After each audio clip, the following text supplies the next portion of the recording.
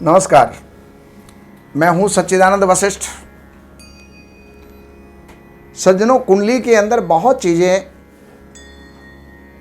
हम जानने का प्रयास करते हैं और कुंडली एक ऐसा एक्सरे है जिसमें जैसे समुद्र का अंत नहीं है, उसी प्रकार हमारी कुंडली का भी अंत नहीं होता। अब निर्भर करता है कि गोताखोर कितनी गहराई तक जा सकता है, तो जितनी गहराई में जाएगा उतने ही रत्नों को प्राप्त करता है। उसी प्रकार कुंडली के अंदर अध्ययन करते समय वो व्यक्ति जो अध्ययन करता है वो कितनी गहराई तक गया हुआ है या कितना उसको अनुभव है, तो उसके आधार पर जानकारियां प्राप्त हो सकी। हमारी कुंडली के अंदर धन को तो सब कोई देखता है कि मेरी कुंडली में धन का योग है या नहीं है, नेम फेम मनी है या नहीं है। लेकिन एक चीज और है, कुंडली में एक योग होता है दरिद्री योग, धनहीन योग या गरीब योग।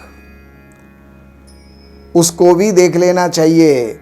अगर दरिद्री योग है तो ना तो जीवन में स्वास्थ्य को प्राप्त कर सकता है, ना धन को प्राप्त कर सकता है, ना गृहस्थी की सुख को प्राप्त कर सकता है, ना समाज के अंदर सम्मान को प्राप्त कर सकता है। इसलिए दरिद्री योग ना हो। धन हमारे पास कम हो कोई बात नहीं, लेकिन हो जरूर। तो यहां पर सबसे पहले हमें धन का स्थान, जो दूसरा स्थान होता है, उसके ऊपर दृष्टि डालना होगा। धन का स्वामी धनेश अगर छठे, आठवें, 12वें स्थान में हो और धन स्थान के ऊपर पाप प्रभाव हो, तो वो व्यक्ति जीवन के अंदर निर्धनी होता है, दरिद्री होता है, गरीब रहता है। धन स्थान के अंदर क्रूर ग्रह हो और धनेश पापक ग्रहों के साथ के अंदर हो, तो संचित संपत्ति भी जो होती है वो नाश को प्राप्त हो जाती है, समाप्त हो जाती है और मनुष्य जो है निर्धन बन जाता है। धनेश यानी दूसरे स्थान का मालिक पापक ग्रहों के साथ में नीच राशि में या अष्टम स्थान के अंदर हो और उसके ऊपर राजेश की दृष्टि हो, तो उसको राजदंड यानी जुर्माना ऐसा लगता है कि उसका धन नष्ट हो जाता है और उसके कारण से व्यक्ति जीवन के अंदर दरिद्री रहता है। व्ययेश यानी 12वें स्थान का मालिक और धनेश यानी दूसरे स्थान का मालिक, ये एक दूसरे के स्थान में हो, तो वहां पर भी राजदंड प्राप्त होता है, जुर्माना होता है या धन की चोरी हो जाता है और मनुष्य धनहीन हो जाता है। सूर्य और चंद्रमा दोनों कुंभ राशि में हों और शेष ग्रह निर्बल हों या नीच राशिगत हों, तो राजकुल में उत्पन्न व्यक्ति भी गरीबी भोगता है।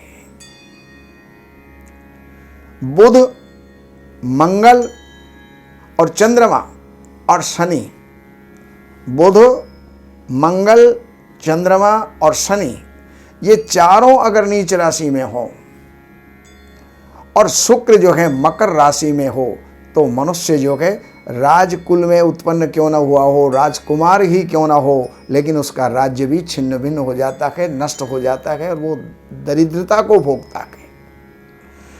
तो इन योगों की जानकारियां कुंडली के अंदर होती हैं। विवाह आदि करने से पहले इन योगों को भी देख लेना चाहिए, क्योंकि जब हम कन्या का विवाह करते हैं तो ये सोचते हैं कि लड़की को 3 चीज़ों की आवश्यकता है, वो तो उनको प्राप्त होना ही चाहिए, रोटी, कपड़ा और मकान। लेकिन जीवन में अगर जिस लड़के के साथ हम जो है उसका संबंध कर रहे हैं या जिस लड़की के साथ हम संबंध कर रहे हैं, उनके जीवन के अंदर दरिद्री योग तो नहीं है, निर्धन योग तो नहीं है, गरीबी योग तो नहीं है, तो इन सारी बातों की जानकारी के लिए आप इन नंबरों के ऊपर संपर्क कर सकते हैं। अपॉइंटमेंट आपको लेना होगा और कार्यालय की कुछ सेवाएं हैं वो आपको अर्पण करनी होंगी और आप हमारी सेवाओं से लाभान्वित हो सकते हैं। नमस्कार।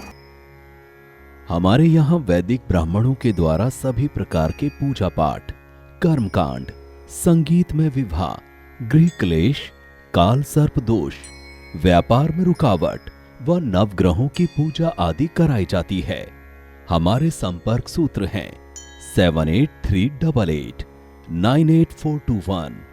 देवज्ञ सच्चिदानंद वशिष्ठ जी से वास्तु, ज्योतिष, वैदिक अनुष्ठान, पूजा पाठ, महामृत्युंजय पाठ, शतचंडी पाठ, बगुलामुखी पाठ, भैरव अनुष्ठान आदि, राशि रत्न, रुद्राक्ष, कवच आदि हेतु संपर्क करें।